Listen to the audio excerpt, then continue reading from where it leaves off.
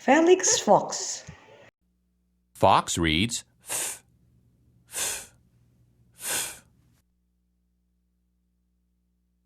Fox reads f, f, f. Fox reads f, f, f. What's a farfin sound? Frets Felix Fox. Come, let's see, says Father Fox. Father Fox and Felix Fox finally got Fifi Fox out of the deep hole. While the three foxes stalked by the deep hole, they again heard whack, whack, whack. They had forgotten about the mysterious whacking noise when Fifi Fox had fallen into the deep hole. Now, the Fox family was going through the forest toward the strange sound. "Stay with me," said Father Fox. Suddenly, Felix Fox stopped. Felix Fox was looking at the black mud around the forest pond. "Father," Felix Fox whispered, "do you see these little footprints? Who or what made them?" "Let's go," whispered Father Fox. "I'll show you what made those little footprints in the soft black mud." Father Fox, Felix Fox, and Fifi Fox slipped quietly through the tall forest trees. Father Fox, Felix Fox, and Fifi Fox got closer and closer to the other side of the forest pond. "Look, Father," whispered Felix Fox, pointing toward the forest pond. "Look at that big pile of brown wooden sticks in the middle of the pond." "Shh," warned Father Fox softly. "We must be very quiet and very still." Father Fox, Felix Fox, and Fifi Fox stood very, very still. They did not make one sound. They did not even twitch their soft ears. Carefully, Father Fox, Felix Fox, and Fifi Fox moved behind a large tree. They could see a brown, sleek animal pop its head out of the water. "Look," whispered Felix Fox, "there is another one, and another one."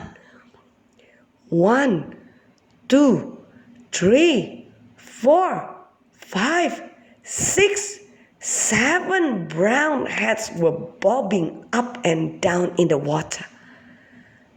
The brown animals were swimming very quietly to the edge of the forest pond. Swish, swish, swish. They glided through the water.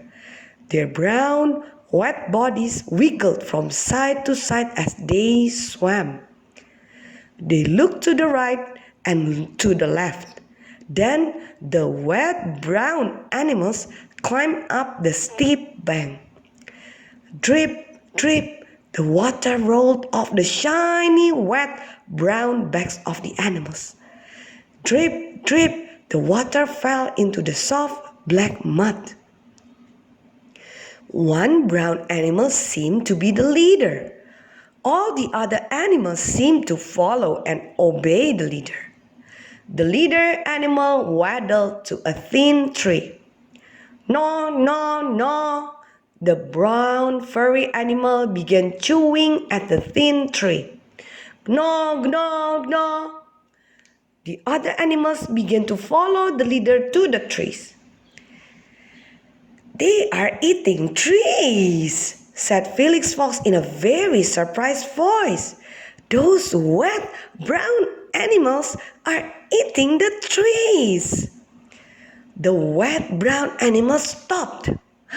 Felix Fox's voice had scared the brown animals. The leader animal stopped. He turned his head and saw Father Fox, Felix Fox, and Fifi Fox. The wet brown animal started waddling as fast as he could go toward the forest pond. as a flash, the leader animal raised his white flat tail and flapped it down on the top of the water. Whack, whack, whack! 1, 2, 3, 4, 5, 6 brown animals waddled as fast as they could toward the forest pond. They were hurrying toward their home. The animals knew the whack meant that danger might be close by. The leader animal was telling the animals to swim into their house made of brown sticks. They knew that they should go very, very fast because there could be danger. Those brown furry animals are beavers, explained Father Fox. The beavers were eating the thin trees for food. What they do not eat, they will gnaw until the thin tree falls down.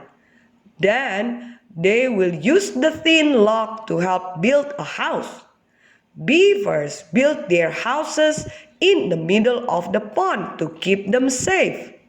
Beavers use the trees for food and to build houses. Now we know what made that strange whacking noise, said Fifi Fox. Let's go home, little foxes, said Father Fox. Mama Fox should be home now. I can hardly wait to tell Mama what we saw and what happened to us today. It has been a very exciting day, said Felix Fox.